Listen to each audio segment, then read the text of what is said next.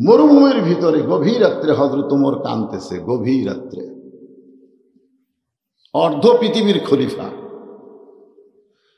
আবু যর গিফারি রাদিয়াল্লাহু তাআলা আনহু খুঁজতে খুঁজতে তাকে পেয়ে গেলেন।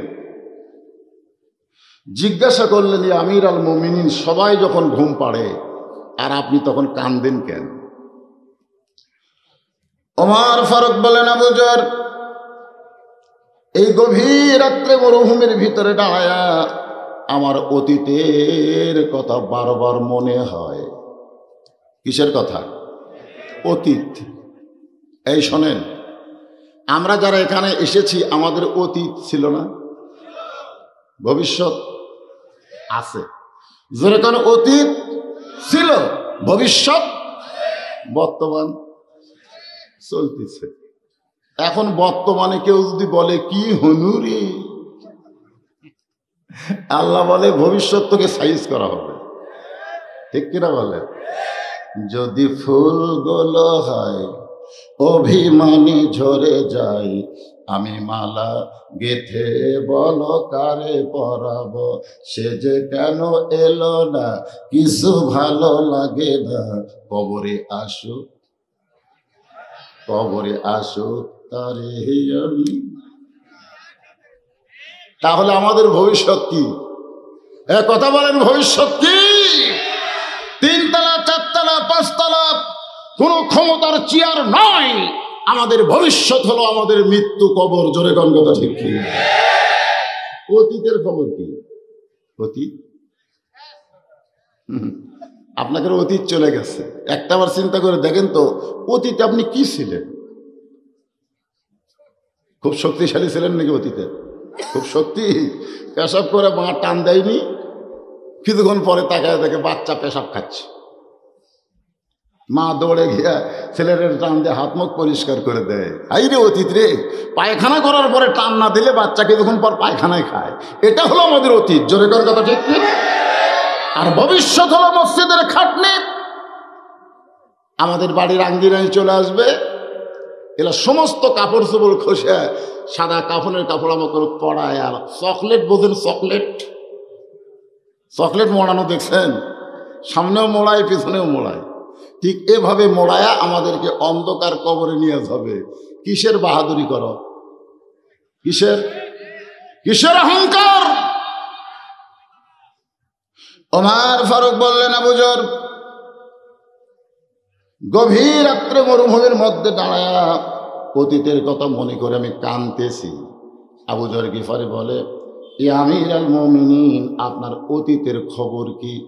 ওমর ফারুক বলেন, অতীতে আমি খালার বাড়িতে রাখালি করতাম। খালার বাড়ি? ধরে কোন কার বাড়ি? সন্ধ্যার সময় যখন ছাগলগুলো নিয়ে আসতাম, খালা আমার মাথার চুল ধরে বলতো, ওমর, যে কয়টা ছাগল নিয়ে গেলে কয়টা ফেরত আনলে? আমি গুনে দেখি 4-5টা ছাগল কম পড়ে গেছে। আমি আবার দৌড় দিতাম, ওই ছাগলগুলো কুড়ে কুড়ে যখন খালারও জমা দিতাম, খালা কান ধরে বলতো, ওমর, যেই ভুল আজকে করেছো, এই ভুল যদি আগামীকাল করো তোমার রাখালির চাকরি ক্যান্সেল হয়ে যাবে। আমি খালার পা ধরে বলতাম, খালা, রাখালির চাকরি ক্যান্সেল করে দিলে আমি থাকবো কোথায়, খাবো কি? একদিন যে ওমর রাখালির চাকরির জন্য খালার হাত পা ধরে কান্নাকাটি করেছে, আজকে সেই ওমরকে আল্লাহ অর্ধ পৃথিবীর খলিফা বানাইছে। এটা ওমরের যোগ্যতাই নয়, এটা কেবল মাত্র আল্লাহর কোরআনের ওসিলা।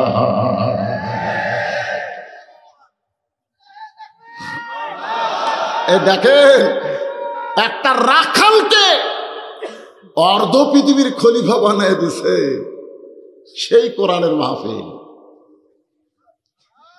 আর আমরা ভিক্ষা করে করে এই মাদ্রাসা চলাই। 90% মুসলমানের দেশ। কোরআনকে যদি আমরা গ্রহণ করি, সব প্রাইমারির কবর হবে। জোরে কোন কথা ঠিক কিনা? সব প্রাইমারির কবর হবে। ওই মিথ্যা শিক্ষা দিয়ে আমার ছোট মাসুম বাচ্চাকে আমি শয়তান বানাবো না। এসে দেখেন সকালবেলায় বাচ্চারা পেশাব করতেছে, দেখেন পেশাব করতেছে। আমার মাদ্রাসার আব্দুল্লাহ পেশাব করবার যায় খালি আমি কই করে বেটা কাশিস খান? বলে, হুজুর পেশাব তো নিংড়ে না, এই জন্য কাশ দিয়ে দেখলাম কিছু বাড়াই কিনা। তারপরে পানি খরচ করে ওযু করতেছে। আব্দুল্লাহ ওযু করিস কেন? বলে হুজুর আপনি জানেন না, আমরা যেই কিতাব পড়ি সেইটা ধরবার গেলে নিজের শরীর পবিত্র করতে হয়। ওই আব্দুল্লাহর বয়সে একটা ছেলে প্রাইমারি, ওই জীবনে বসে না, পেশাব করবার যে কোনোদিন আমি বসা দেখিনি, খালি খাড়া হয়ে পেশাব করা। একদিন কইলাম কোথায় পড়িস? প্রাইমারি। কোন ক্লাসে? তুই হে তো কিভাবে পেশাব করা লাগে তুই জানিস না? বসা বসা করবি, তোর শিক্ষক শিখাইনি? বলে চা কি যখন প্রাইমারির পেশাবখানার যায় দেখি আমার সারি খাড়া হয়ে পেশাব করে, আর সারি খাড়া হয়ে মারে, তাহলে কি করবি? এই শয়তানি শিক্ষা দেওয়ার জন্য সরকার হাজার হাজার কোটি টাকা বাজেট করে। ধরে কোন কথা ঠিক কিনা?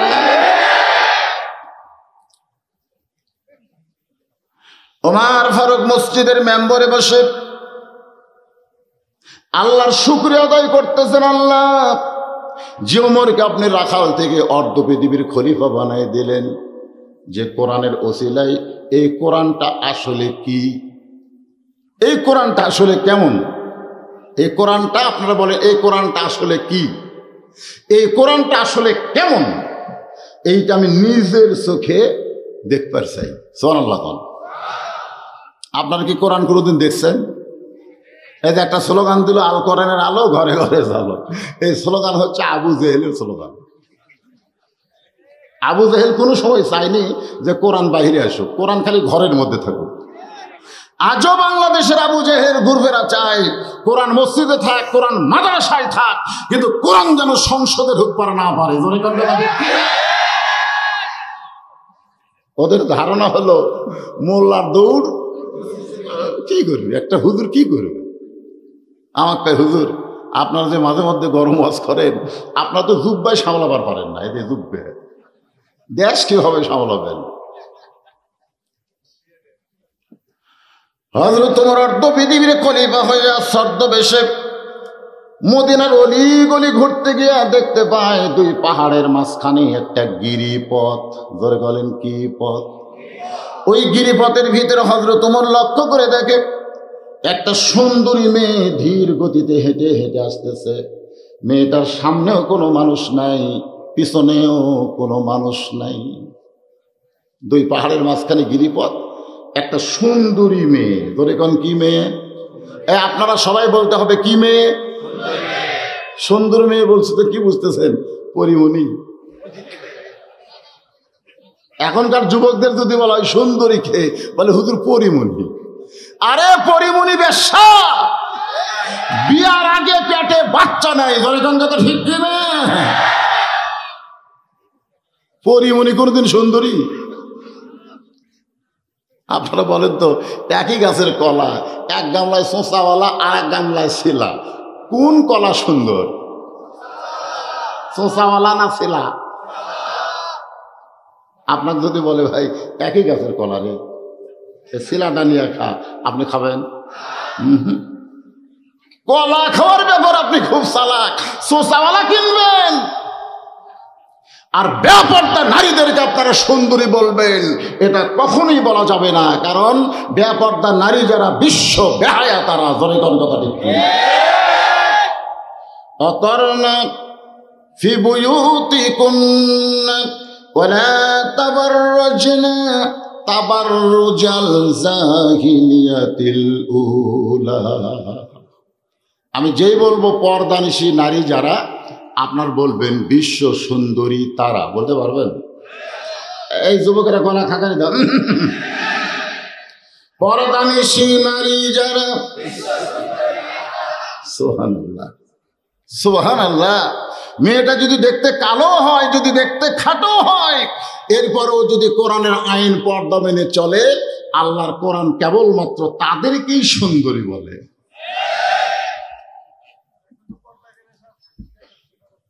ওমর ফারুক মেয়েটার নিকটে গেলেন, সুন্দর একটা শব্দ উচ্চারণ করলেন, মা। কি? মা। এই নির্জন পথে তুমি একা একা চলতেছ, তোমার সামনেও কোনো মানুষ নাই, পেছনেও কোনো মানুষ নাই, তোমার অন্তরে কি ভয় ডর লাগে না? মেয়েটা হেজাবের ভিতর থেকে বলে, পথিক তুমি কি হযরত ওমরকে চেনো? সুবহানাল্লাহ। মেয়েটা কাকে বলতেছে? ওমরকে বলতেছে, পথিক তুমি কি হযরত ওমরকে চেনো? যদি ওমরকে চিনতা তাহলে এরকম বেসাইদা কথা বলতে না। ওমর ফারুক চমকে উঠে বলে, মা বেসাইদা কথা কেমনে বললাম?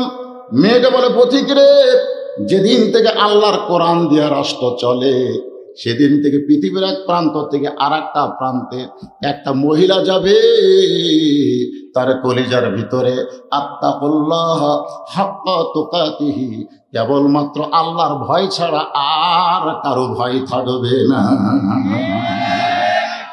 সেদিন ষোড়শী নির্জন পথে যাবে, কোনো জন কটু কথা কবে না। সবাই বলেন, পথে আর প্রান্তরে সম্পদের মোহে পড়ে খুন আর রাহাজানি হবে না। সবাই বলেন, যদি মেনে চলি কোরআন, বলেন যদি মেনে চলি কোরআন আর রাসূলের বিধান, সকলেই শান্তিতে থাকবে। বাংলার আকাশে কলেমার পতাকা যেদিন দুলবে। ওমর ফারুক তো চমকে উঠছে। মেয়েটা যে কথা কইছে যে কোরআন দিয়ে যখন রাষ্ট্র চলে, পৃথিবীর এক প্রান্ত থেকে আর এক প্রান্তে একটা মহিলা যাবে নির্ভয়ে, তার কলিজার মধ্যে শুধু থাকবে কার ভয়? সুবহানাল্লাহ। ওমর ফারুক বললেন, তুমি দুই পাহাড়ের মাঝখানে গিরিপথ দিয়ে যেইভাবে হাঁটতেছ আমার মনে হয় তোমার ভিতরে কোনো দুঃখ লুকে আছে। মেয়েটা বলতে, পথিক আসলেই আমি একজন দুঃখী নারী। খুব খেয়াল করবেন, আমাদের বর্তমানে বাংলাদেশের মেয়েরা কি সুখী না দুঃখী বুঝতে পারতেছেন না। আমার এলাকার এক ছেলে সারাদিন খালি স্ক্রিন টাচ মোবাইল নিয়ে ঘরে। আমি বললাম, তোর বাপ অটো ভ্যান চালায় আর তুই 22,000 টাকার মোবাইল নিয়ে ঘুরিস, তোর কি শরম নাই? ছেলে আমার দিকে মুছি মুছি তাকে হাসার বলে, চাচা গত বছর এক মেয়ের বাপ আমার দাম 1.5 লাখ ছিল, এবছর 2 লাখ বলতেছে। আমি ধৈর্য ধারণ করেছি, বছর 2 দেরি কর্ম দেখি দাম কত বাড়ে। আমি নিচের দিকে তাকাই বললাম, আল্লাহ এটা কোন দেশ রে, যেই দেশে যুবকদের দাম কুরবানি আগের মতন বাড়তিছে? আফসোস আফসোস। আজকে যুবকেরা বিবাহ করে মহারণা পাচ্ছে আর মেয়েরা মহারণা দিচ্ছে। ওমর ফারুক মেয়েটার দিকে তাকাই বললেন, মা কি দুঃখ তোমার মনে? মেয়েটা বলতেছে, আমি তাকেই বলবো যার নাম হলো হযরত ওমর।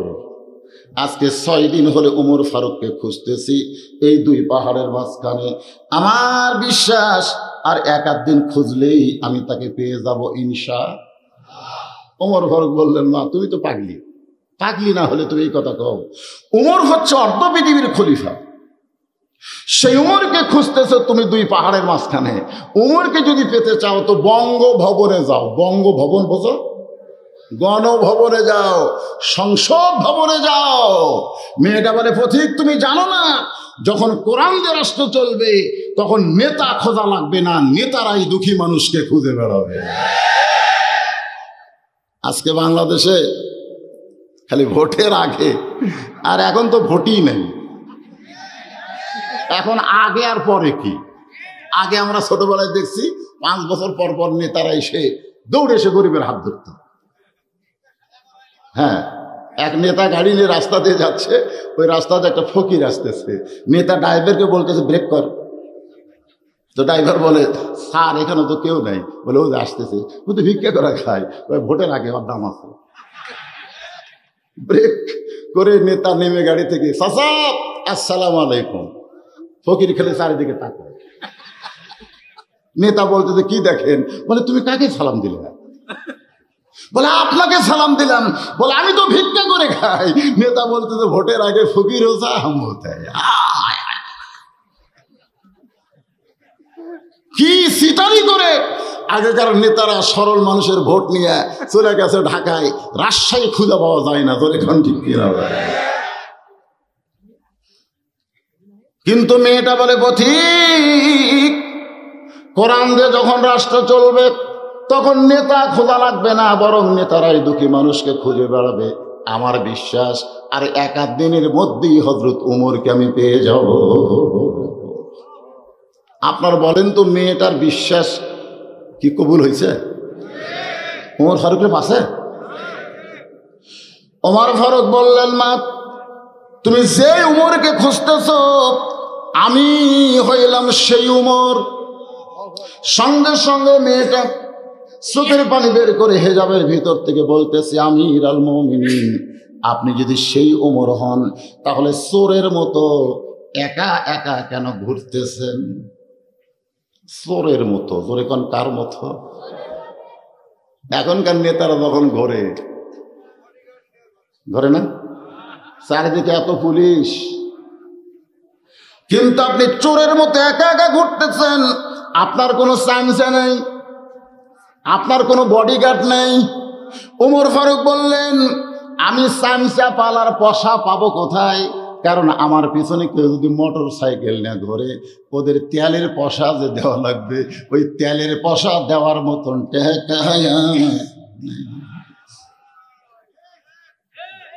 আপনারা বলেন চামচা কি এমনি এমনি ঘুরবে? মসজিদে নববীতে ওমর ফারুক খুতবা দিচ্ছে, খুতবা মাঝখান থেকে এক মুসল্লি দাঁড়ায় বলতেছে, আমিরুল মুমিনিন, আপনার খুতবা আমরা শুনবো না। ওমর ফারুক চমকে গিয়ে বলতেছে, আমার দোষ কি? বলে, দোষ হলো আমাদেরকে খাটো পাঞ্জাবি দিয়ে আপনি লম্বা জুব্বা করছেন।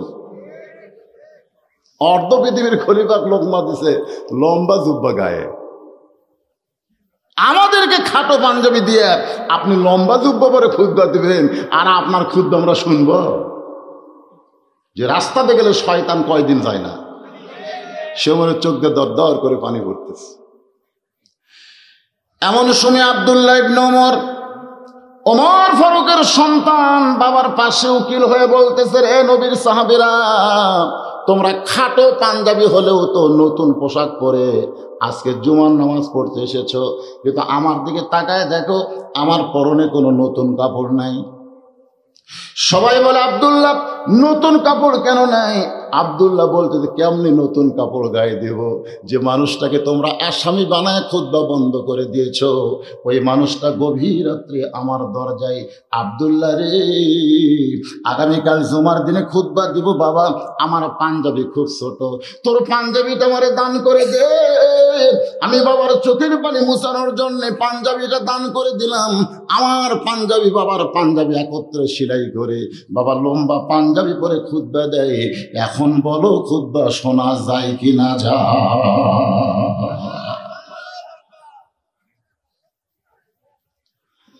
সায়েন্সে ফলার ক্ষমতা আমার আছে।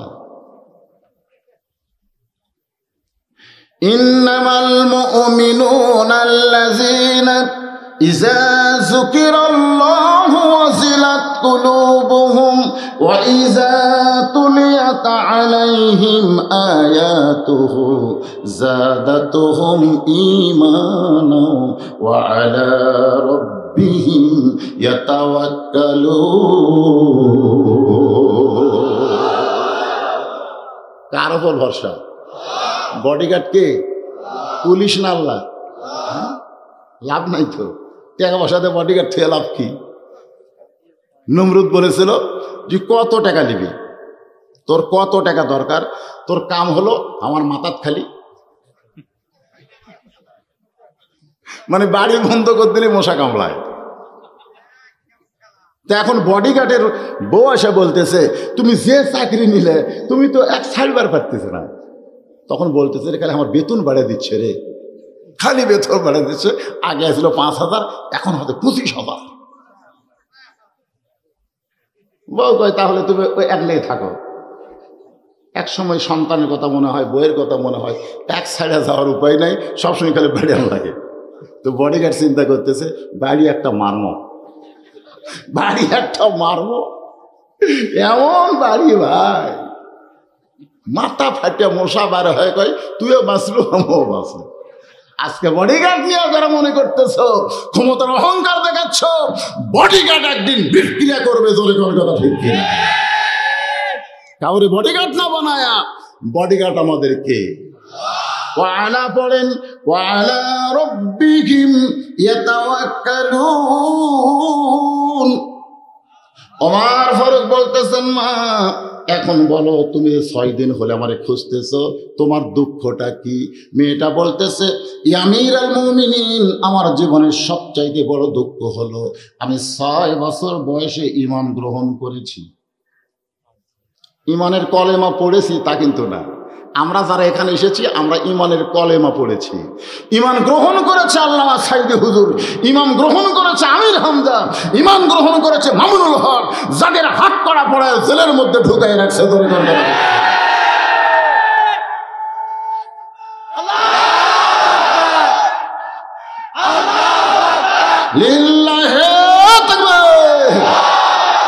একটা হলো ঈমানের কলেমা পড়া। আপনি ঈমানের কলেমা পড়েন, আপনার কিছু হবে না, খালি গ্রহণ করে দেখেন, খালি গ্রহণ।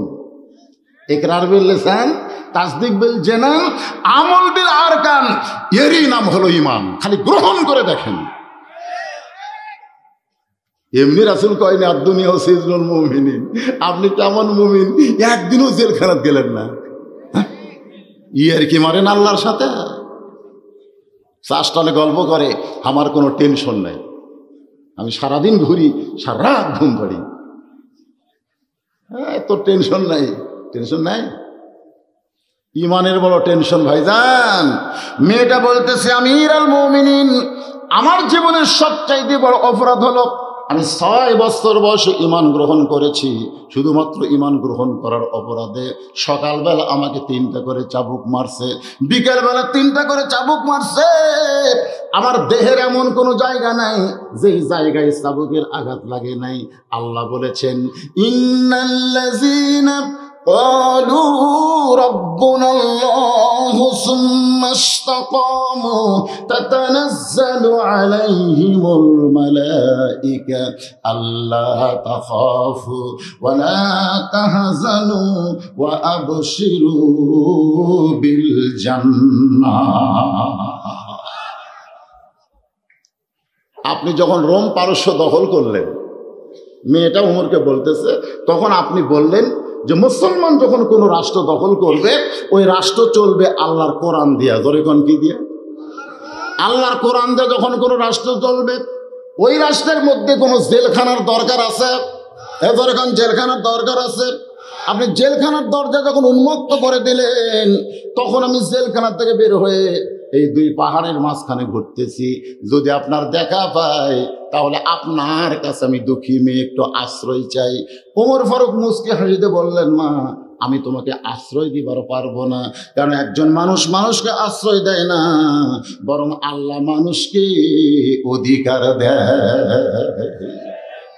ইসলামী মানুষের কোনো আশ্রয় নাই। আপনার বলেন তো ইসলামে কি আছে? আমার টাকাতে আপনার অধিকার নেই? আছে না নাই? আমার 100 টাকার মধ্যে গরিবের 2.5 টাকার অধিকার আছে। আজকে বাংলাদেশ সুদ ভিত্তিক সমাজ চলতেছে। যখন কোরআনের আইন চালু হবে, যাকাত ভিত্তিক অর্থনীতি চালু হবে, গোটা বাংলাদেশ আর কোনো পাপ থাকবে না। জোরে কোন কথা ঠিক কিনা? মেয়েটা বলতেছে, তাহলে ইসলামে আমার কি অধিকার আছে? ওমর ফারুক বললেন, তোমার বয়স কত? তো বয়স হলো 6 বছর বয়সে ঈমান নিছি, আর 12 বছর জেলখানায় বন্দি জীবন কাটাইছি, আমার বয়স এখন 18 চলতেছে। ওমর ফারুক বললেন, এই মুহূর্তে তোমার 1 নম্বর অধিকার হলো একটা ভালো ছেলের সাথে বিবাহ বসা। ধরে কোন কি ছেলে? এখন যুবকদেরকে আমি বলবো, বাজান, ভালো ছেলে বলতে তোমরা কি বুঝতেছ? আচ্ছা, আপনারা তারা বসে আছেন, ভালো ছেলে বলতে আপনারা কি বোঝেন?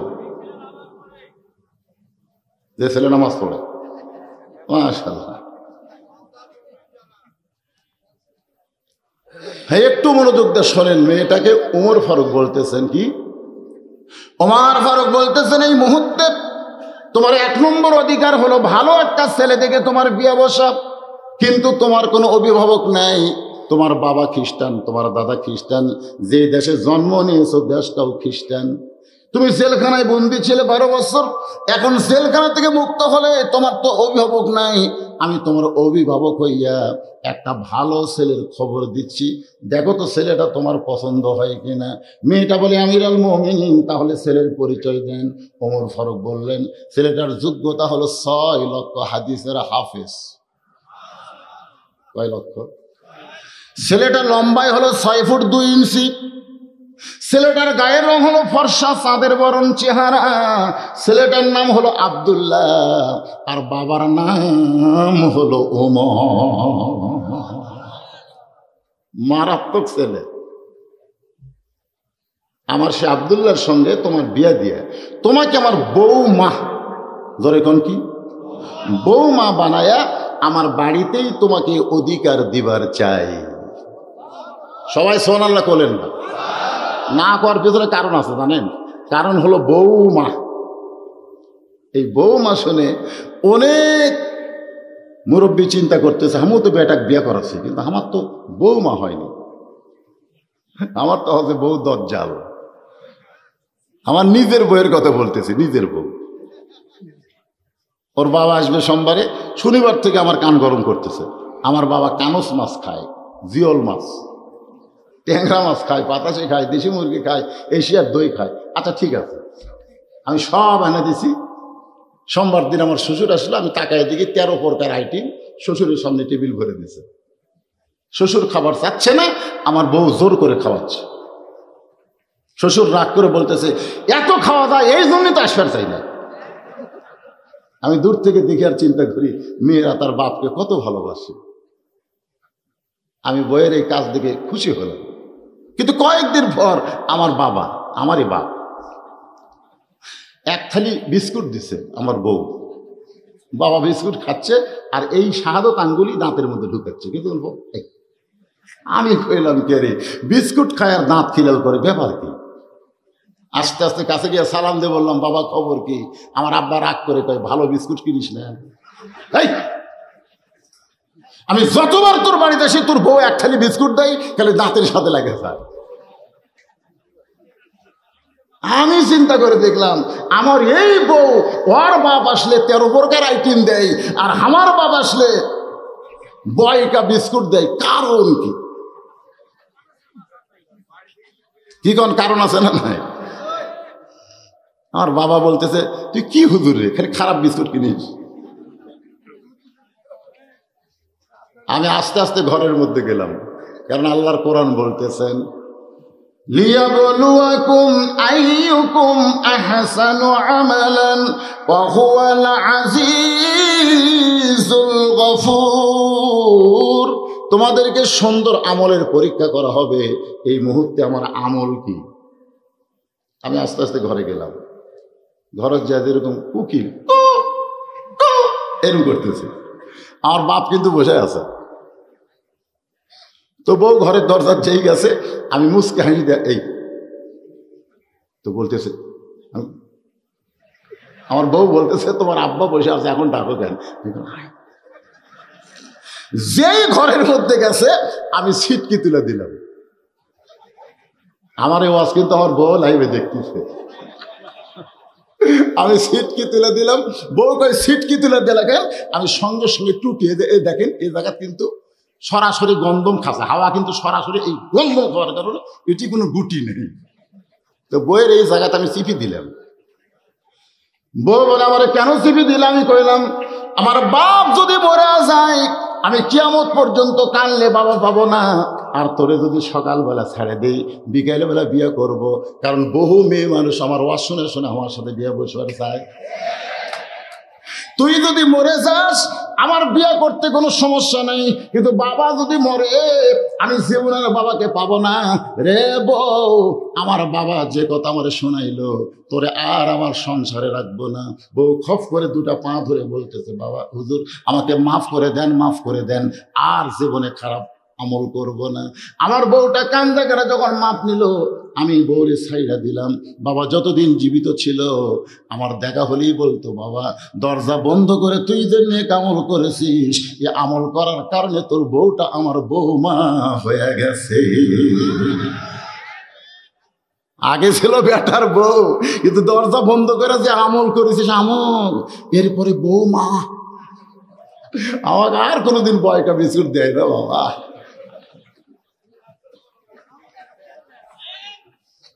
খালি ঠিক তোলা হবে না, দেখতে হবে আপনার বউ কি করতেছে, দেখার দরকার আছে না নাই? খালি আদম নবী দেখেনি, দেখে আল্লাহ জান্নাত থেকে বের করতেছে। আদম কয় আল্লাহ আমার দোষ কি? আল্লাহ কয় তোর একটাই দোষ, হাওয়া শয়তানের ওয়াজ শুনলো, তখন তুই কোথায় ছিলি? ওই যে জান্নাতে দেশে হাওয়া শয়তান ওয়াজ করলো না, এই জান্নাতে শয়তান ওয়াজ করেনি। এখন আপনাদের বাড়ির শয়তান ওয়াজ করতেছে না? প্রত্যেকটা বাড়িতে স্টার জলসা জি বাংলা মানে শয়তানের ওয়াজ। যদি বলেন কার ওয়াজ? ওরা স্টার জলসার জি বাংলা দেখে তো মোশান হচ্ছে ভাই। আল্লাহ বলে আদম হাওয়া গন্ধম গাছের কাছে গেছিল, তখন তুমি কোথায় ছিলে? আদম কয় আল্লাহ আমি খেয়াল করিনি। হাওয়াতে গন্ধম বল পাড়িয়া খাইলো, তুমি তখন কোথায় ছিলে? খেয়াল করিনি। এই খেয়াল না করার কারণে যাক, তাহলে বউয়ের প্রতি খেয়াল করার দরকার আছে না নাই? আপনার বউ কি করতেছে? ওমর ফারুক বললেন মা, আমার আব্দুল্লাহর সঙ্গে তোমার বিয়েটা দিয়ে তোমাকে আমার বৌমা বানায়া আমার বাড়িতেই তোমাকে অধিকার দিবার চাই। মেয়েটা হেজাবের ভিতর থেকে মুচকি মুচকি হাসে, হাসির শব্দটা ওমরের কানে আসতেছে। ওমর ফারুক বলে মা, আমার ছেলে আব্দুল্লাহর সঙ্গে তুমি কি রাজি হইলে? মেয়েটা বলতেছে আমিরাল মুমিনিন, আপনি কিন্তু বলেছেন সবচাইতে ভালো একটা ছেলের সঙ্গে আমার বিয়ে বসার অধিকার আছে, আপনি বলেন তো আপনার আব্দুল্লাহ কি সবচাইতে ভালো? ওমর ফারুক বলে মা, আমার আব্দুল্লাহর চাইতে ভালো কোনো ছেলে তোমার চোখে পড়ে না? মেয়েটা বলতেছে আমিরাল মুমিনিন, আমার কাছে একটা ছেলের খবর আছে, দেখেন তো ওই ছেলেটা কেমন মনে হয়।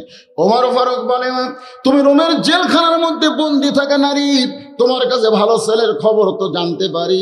মেয়েটা বলতেছে আমিরাল মুমিনিন, ছেলেটার নাম হলো হোসাইন, বাবার নাম হলো আলী, মায়ের নাম হলো ফাতেমা, আর নানার নাম হলো মুহাম্মাদুর রাসূলুল্লাহ।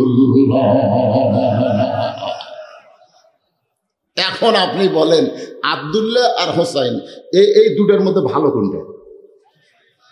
না, এটা কিন্তু মেয়েটা ওমরও বলতেছে। আপনি বললেন একটা ভালো ছেলের সঙ্গে আমার বিয়া বসার অধিকার আছে। এখন আপনি বলেন আব্দুল্লাহ আর হোসাইন এই দুইজনের মধ্যে ভালো কে? সঙ্গে সঙ্গে ওমর ফারুক বলতেছেন সাইদুস সোহাব, সাইদুস সোহাব একটু শহীদদের সর্দার, আবার বলা হয় সাইদুস শাবাবে আহলেল জান্নাহ, সাইদুস শাবাবে আহলেল জান্নাহ হাসান ও হোসাইন রাদিয়াল্লাহু তাআলা আনহুমা। সুবহানাল্লাহ কবেন না? এই যুবকের, এই জান্নাতি যুবকদের সর্দার হাসান হোসেন হবে। সিগনেচার না দিলে একটা যুবকও জান্নাতে যাওয়ার পারে না। তাহলে সুবহানাল্লাহ আসতে কও কেন? ওমর ফারুক বলতেছেন মা, আমার আব্দুল্লাহর চাইতে হোসাইন কোটি গুণ ভালো। মেয়েটা বলতে চাইল হোসাইনের মতো ভালো ছেলে থাকতে আপনার আব্দুল্লাহর সাথে বিয়ে বসবি কে? আপনি কিন্তু কইছেন ভালো একটা ছেলের সঙ্গে বিয়ে বসার অধিকার আছে। ওমর ফারুক বললেন জীবনে কোনোদিন ঘটকালি করে নাই, আজকে প্রথম ঘটক হব। মেয়েটাকে নিরাপদ আশ্রয় দিয়ে পড়ন্ত বিকাল বেলায় হযরত ওমর আলীর বাড়ির দরজায় আসসালামু আলাইকুম ইয়া আহলাল বাইত আম্মা সাইলা ফালা তানহার। আলী রাদিয়াল্লাহু চমকে গেছে, সালাম ঠিক আছে কিন্তু ফকিরের আয়াত করলো কে? আম্মা সাইলা ফালা তানহার বুঝতেছেন না যে সাইলকারীকে ফিরান যাবে না। ওয়ালাইকুম আসসালাম ইয়া আমিরাল মুমিনিন, ফকিরের আয়াত খান। বলে জীবনে কোনোদিন ঘটকালি করিনি ভাই, আজকে প্রথম ঘটক হয়ে তোমার বাড়ির দরজায়, ফিরান যাবে না। আমি তোমার হোসেনের ব্যাপারে একটু ঘটকালি করতে চাই। আলী বলতেছে আপনার মতন মহান ব্যক্তি, সুবহানাল্লাহ খান, যার মতের সাথে আল্লাহর মুখ মিলে কোরআনের আয়াত আল্লাহ নাজিল করে, ধরে কোন সুবহানাল্লাহ। আপনার মতন মহান ব্যক্তি যদি হোসেনের ঘটক হয় তাহলে পাত্রী অবশ্যই ভালো হবে। ওমর ফারুক বলতেছেন পাত্রের 1 নম্বর গুণ হলো 6 বছর বয়সে ঈমান গ্রহণ করেছে। 2 নম্বর গুণ হলো সুম্মাস্তাকাম, এর প্রতি অটল থাকতে গিয়ে সকালবেলা 3টা বিকেলবেলা 3টা করে চাবুক খাইছে। 12 বছর নির্যাতনের পরও মেয়েটা ঈমান হারা হয় নাই। এমন একটা মেয়ের সঙ্গে আমি হোসাইনের বিবাহের ঘটকালি করতে চাই। আলী রাদিয়াল্লাহু আসমানের দিকে তাকায় বলতেছে, আমিরুল মুমিনিন, আমার বড় ছেলে বিয়ে করার পর থেকে খুব বিপদে আছে। বড় ছেলের নাম কি? হাসান। বিয়ে করার পর থেকে বিপদ। মানে হাসান রাদিয়াল্লাহু এমন একটা বউ আছে ভাই, বউটার নাম হলো জায়দা। নামটা খেয়াল থবেন, নাম কি? বিবিসি। বিবিসি বোঝেন না? এর কথা ওর কাছে, ওর কথা ওর কাছে। তো আমার বড় ছেলে খুব কষ্টে আছে। সেদিন থেকে আমি মনে মনে সিদ্ধান্ত নিয়েছি, বিয়ে যদি হোসেনকে করতে হয় এইরকম একটা মেয়ের বিয়ে করব, যেমন একটা মেয়ের সন্ধান আপনি আমাকে দিলেন। সুবহানাল্লাহ না কেন? ওমর ফারুক বলেন, আলী রে, তুমি যখন রাজি হইছো আল্লাহ তাহলে আমার বিয়ের ঘটকালি কবুল করলো। হযরত ওমর আলীকে বুকের মধ্যে নিয়ে যখন জাপটে ধরেছে, এমন সময় হোসাইন এসে সালাম দিয়ে বলে, মুরব্বীরা, আপনারা 2 জন যেইভাবে কোলাকুলি করতেছেন মনে হয় বিয়ে আপনারাই করবেন। ওমর ফারুকের চেহারা রক্তের মতো লাল হয়ে গেছে, কিন্তু কিছুই বলতে পারে না, কারণ এই হোসাইন নবীরে ঘোড়া বানাইছে। যতক্ষণ হোসাইন পিঠের উপরে ছিল আল্লাহর নবী সেজদা থেকে মাথা উঠাই না। সেই হোসাইন যতই কথা বলুক, উমর ফারুকের কপাল লাল হচ্ছে কিন্তু মুখ ফুলতেছে না। কিছুক্ষণ পরে উমর ফারুক বলে, হোসাইন, আমি তোমার মুরব্বী, তোমার বাবাও তোমার মুরব্বী, আমরা 2 জন মুরব্বী মিলে যদি সিদ্ধান্ত নেই তুমি কি গ্রহণ করবা না? ওমর ফারুক হোসাইন বললেন, কুল। কি বললেন? কুল ইন কুনতুম তুহিব্বুনাল্লাহ ফাত্তাবিউনি। সুবহানাল্লাহ না কে? যারে তারে মুরব্বী মানা যাবে না, কেবলমাত্র একজনকে আমি মুরব্বী মানি, তিনি হলেন আমার নানা। ধরে গানকে আমাদের তো মুরব্বীর হিসাব নেই। কাদরিয়া, চিশতিয়া, নকশবন্দিয়া, মুজাদ্দিদিয়া, এখন তাবলিগেরা 2 মুরব্বী হচ্ছে। ধরে গান কথা ঠিক না? একটা সাত গ্রুপ, একটা আলিম গ্রুপ, বিশ্ব ইস্তেমা লাগবে 2 গ্রুপ। শোনেন, কোন মুরব্বী মানলেই বিপদে পড়বেন। মানার মতো একজন, তিনি হচ্ছেন আমাদের নবী। জোরে কর কথা ঠিক কিনা? নবী ছাড়া অন্য কাউকে মানা যাবে না। মানবের গেলেই খালি ফেতনা। হোসেন বলতেছে, আপনার 2 জন আমার মুরব্বী, আমি জানি, সম্মান করি। আসল মুরব্বী হিসাবে কেবলমাত্র আমার নানাকেই আমি মানি। ওমর ফারুক বলে, হোসেন তুমি কি বলবার চাও? হোসেন বলতেছে, কয়েকদিন আগে আমি স্বপ্নে দেখলাম আমার নানা ঘরের মধ্যে আরাম করতেছে। আমি হোসেন ঘরের দরজায় গিয়ে বললাম, নানু ভাই, আমি হোসেন একটু ঘরের মধ্যে ঢুকতে চাই। নানা বলে, হোসেন রে, খবরদার ঘরের মধ্যে ঢুকবি না, আমি এখন জান্নাতে আরাম করতেছি। আমি হোসেন চমকে গেলাম। যেই নানা ভাঙ্গা ঘরের মধ্য থেকে কথা বলতেছে, সেই নানা জান্নাতে আরাম করে কেমনে? জানলার পাশে গিয়ে তাকায় দেখি আমার নানি উরাতকে বালিশ বানায় দিছে। সেই উরাতের উপরে নানা মাথা দিয়ে শুয়ে আছে। নানার মাথার চুলের মধ্যে নানি হাত দিয়ে বিলকি করতেছে। আমি রাগ করে বললাম, নানা ভাই, নানির উরাতকে বালিশ বানায় শুয়ে থাকলেই কি জান্নাতে থাকা যায়? নবী বলে, হোসেন রে, তুই ছোট্ট মানুষ, তুই বুঝবি না। তোর নানির মতন বউ যদি কেউ ঘরে পায়, ওই ঘরটা আল্লাহর জান্নাত হয়ে যায়। লিল্লাহি তাকবীর। তোর নানির মতন বউ যদি কেউ ঘরত পায়, সে ঘর কি হয়? কথা কয় না। আমাদের সবচাইতে অশান্তি হলো আমাদের ঘর। এশার নামাজ পড়ে বাড়িতে গেছে, মনে করতেছে বউ আমার এশার নামাজ পড়ে কোরআন শরীফ পড়বি না, জিকির করতেছে। ও বাবা, বাড়ির মধ্যে ঢুকে দেখে হিন্দুকের পূজার বদলে লোকের বাঁচতেছে। আমি নামাজ পড়লাম মসজিদে, আর আমার বাড়িতে হিন্দুর পূজার বাধ্য হয়। ঘরের মধ্যে ঢুকে দেখেন আপনার ম্যাডাম স্টার জলসা দেখতেছে। ওই ঘর কি জান্নাত না জাহান্নাম? ওই জাহান্নাম ঘরের ভিতর থেকে, পেটের ভিতর থেকে যে মালটা দুনিয়াতে আসছে, ওই কি হয়ে জন্ম নিচ্ছে?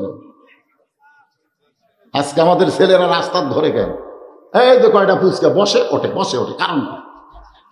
একটাই মাত্র কারণ, ইমাম গাজ্জালি বলেছেন মায়ের পেটে যখন বাচ্চা আসে আল্লাহ মাসিক ব্যারাম বন্ধ করে দেয়। কেন বন্ধ করে দেয় জানেন? যে পেটে বাচ্চা নিয়ে মার জানি ইবাদতের কোনো কমতি না হয়। প্রত্যেক মাসে 3 দিন 5 দিন মায়ের আওয়াজ ইবাদত করতে পারে না, এই অসুখ হলে। কিন্তু পেটে বাচ্চা আসলো, অসুখ আউট। রুকুর থেকে সেজদাত গেছে, বাচ্চা পেটের মধ্যে এরকম দোমড় খাচ্ছে, ফেরেশতাকে আল্লাহ তোমার বান্দি সেজদাত গেল, পেটের বাচ্চা যে দোমড় খালো, বাচ্চার কি কষ্ট হয় না? আল্লাহ কয় সাক্ষী থাক, যেই মা পেটে বাচ্চা নিয়ে নামাজ পড়লো, এ মা শুধু নিজে নামাজ পড়লো না, পেটের বাচ্চাকেও নামাজি বানাইয়া দিল। খালি আমরা ওয়াজ করে নামাজ পড়ো বাবা, নামাজ পড়ো বাবা। উনি যখন পেটের মধ্যে ছিল আর মাও এক ওয়াক্ত পড়েনি। এক ছেলে আমার কয় হুজুর 11 মাস আমার খিদা কম, কিন্তু রোজার চাঁদ উঠলে খিদা লাগে। কারণ কি? আমি বললাম তোর মা কি বেঁচে আছে? আছে, যা মার কাছে যা। মা কেমনে যাবে? বলে জিজ্ঞেস কর। তো মায়ের কাছে গিয়ে বলতেছে মা রোজার মাসে আমার খিদা বেশি কেন? মা বলতেছে এই সর্বনাশ করছে তোর দাদি। তুই যখন আমার পেটে আসলি রোজার মাস আসার পরে তোর দাদি বললো বৌমা খবরদার রোজা থাকবা না, রোজা থাকলে তোমার পেটের বাচ্চা কিন্তু শুকে যাবে। খালি তুই কি তাজা থার জন্যে রোজার মাসে আমি খাসি রে, আমিও খাসি তুইও খাসি। এই জন্য একটা খ্রিস্টান নেপোলিয়ান বলেছে তোমরা যদি ভালো একটা সন্তান চাও, ভালো একটা মায়ের দরকার। দরকার কিসের দরকার? বাবা আনন্দে মাতিয়া সাগরে ভাসাইয়া, আনন্দে মাতিয়া সাগরে ভাসাইয়া, সেই যে চইলা যায় খবর লয় না।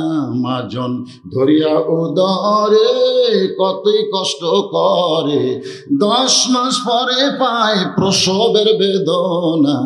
এমন দরদি ভাবে কেউ হবে না আমার মা গো। ওমর ফারুক বলতেছে হোসাইন আমি যে মেয়ের ঘটকালি করতেছি এই মেয়েটাও তোমার নানির মতোই ভালো হবে। হোসেন বলতেছে বাবা আপনি সত্যি করে বলেন তো যে আমার মা ফাতেমা আপনার কেমন বউ? বলেন। বাপক জিজ্ঞাসা করতেছে মায়ের সম্পর্কে, আমার মা ফাতেমা আপনার কেমন বউ? তখন আলী কি বলবি কেমন বউ? কথা কন কেমন বউ? হোসাইন বলে আপনি যেমন ভালো বউ পাইছেন, আমার নানা যেমন ভালো বউ পাইছে, আমিও তেমন একটা ভালো দেখা বিয়ে করবার চাই। ওমর ফারুক বলে বাবা ওই মেয়েটাকে বিয়ে করলি মেয়েটা তোমার ভালো বউ হবে। হোসেন বলতেছে আপনার কথা মতো আমি বিয়ে করব না, আমি সেই মেয়েকে বিয়ে করব যে মেয়েটা আমার 3টা প্রশ্নের উত্তর দিবার পারবে। জোরে বলেন কয়টা? ওমর ফারুক বলে হোসেন কি 3টা প্রশ্ন করবা? হোসেন বলতেছে শুধু মেয়েটার সামনেই প্রশ্ন আউট হবে, অন্য কারো সামনে প্রশ্ন প্রকাশ করব না। ওমর ফারুক বলে আলী রে তোমার হোসেন যে 3টা প্রশ্ন করবে তুমি কি জানো? আলী বলতেছে আমি জীবনের প্রথম শুনলাম। ওমর ফারুক বলে যেই প্রশ্ন আমি শুনি নাই তুমিও জানো না, সেই প্রশ্নের উত্তর মেয়েটা কেমনে দিবে? আমার ঘটকালি আল্লাহ কবুল করে নাই। কানতে কানতে মেয়েটার দরজায় আমার আব্দুল্লাহ বিয়ে করে মা তোর জীবন সুখের হবে। মেয়েটা বলতেছে বিয়ে করতে আমার কোনো আপত্তি নাই, খালি একটা বার বলেন হোসেনের চাইতে ভালো। আপনার আব্দুল্লাহকে আমার বিয়ে করতে কোনো আপত্তি নেই, খালি একটা বার বলেন যে হোসেনের চাইতে ভালো। ওমর কান্দার বলে মা যে হোসেন এত ভালো সেই হোসেন তোমাকে সহজে বিয়ে করবে না, 3টা প্রশ্ন করবে, উত্তর দিবার পারলে বিয়ে হবে, নচেত কিন্তু বিয়ে করবে না। মেয়েটা বলে আমির আল মুমিনিন হোসেন কি 3টা প্রশ্ন করবে আমি জানি না, তবে আমার ঈমান বলতেছে আমি না পারলেও আমার আল্লাহ পারবে। লিল্লাহি তাকবীর। আমার ঈমান বলতেছে বাংলাদেশের সামনে ভালো দিন আসতেছে। আপনাকে ঈমান কি কয়? কতগুলো লব উল্টা শাস্ত্রে কয়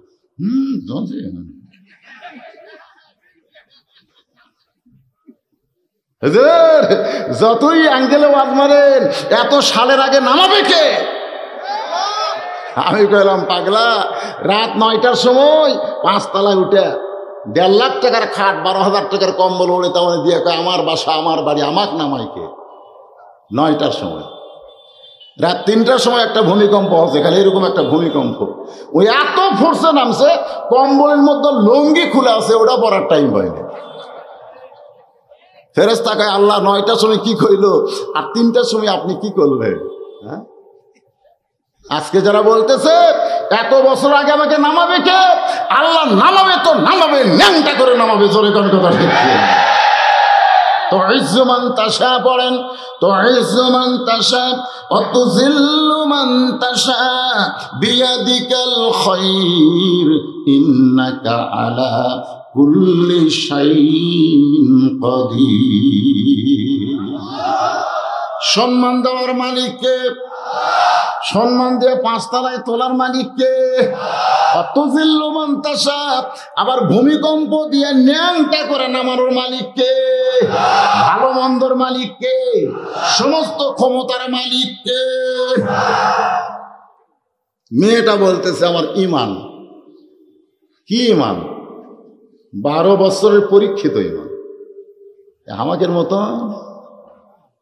আর্মি দেখে হিন্দু কয় লাই লাই লাই লাই লাই, তো পাকিস্তানের আর্মি কয় বিলকুল ঠিক হয় ঠিক হয়। আমাকে হিন্দুরা কইছে হুজুর আরবির হাত থেকে কলমা করক বেচা দিছে হুজুর। মুসলমানের কলমার দাম আছে হুজুর, খালি কইছে লা ইলাহা ইল্লাল্লাহ বিলকুল ঠিক হয়। আমি হিন্দুর হাত ধরে বললাম দেখো তুমি কলমার দাম বুঝলে, এই কলমা কয়ে আর্মির হাত থেকে তুমি বাঁচা গেলে, এই কলমা খালি গ্রহণ করো, জাহান্নাম থেকে আল্লাহ তোমাকে বাঁচাই দিবে। জোরে কোন কথা ঠিক কিনা? একটা হলো কলমা পড়া আর একটা হলো গ্রহণ করা। মেয়েটা কি কলমা পড়েছে না গ্রহণ করেছে? যেই গ্রহণ করার কারণেই মেয়েটা বলতেছে কি হোসেন প্রশ্ন করবে আমি জানি না, তবে আমার ইমান বলতেছে আমি না পারলেও আমার আল্লাহ পারাবে। ওমর ফারুক এক দৌড় আলীকে বলতেছে ভাই আসো তারিখ করি। হোসেন বলে কিসের তারিখ? বলে তুমি যে 3টা প্রশ্ন করবা মেয়েটা পারবে কি পারবে না তার তারিখ। আলী বলতেছে কেমনে পারবে, যেই প্রশ্ন আপনি জানেন না, আমি আলীও জীবনে শুনি নাই, আর মেয়েটা কেমনে পারবে? ওমর ফারুক বললেন ওয়ালা রাব্বিহিম ইয়াতাওয়াক্কালুন।